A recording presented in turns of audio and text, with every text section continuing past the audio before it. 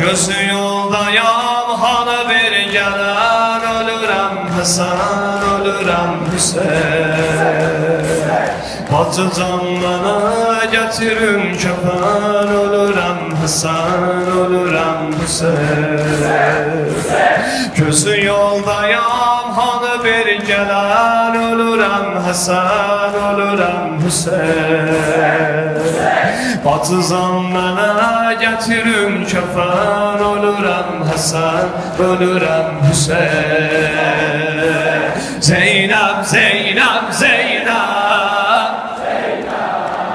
Zeynep, ellerimi kaldır dene. Zeynep, Zeynep, Zeynep,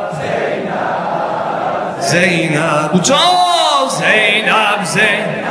Kudaya bu elleri hanımın haremine getir.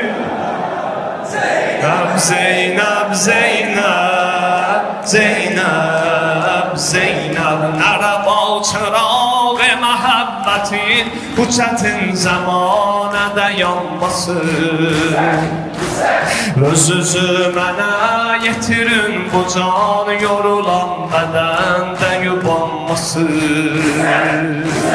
Kəfən istədim, məni əff edin, bu sözüm Hüseynə toxunmasın. O yatıqdı qəbridə bir kəfən, ölürəm Həsən, ölürəm Hüseyn. Zeynep, Zeynep, Zeynep. Her ne kadar sesim var uzadı.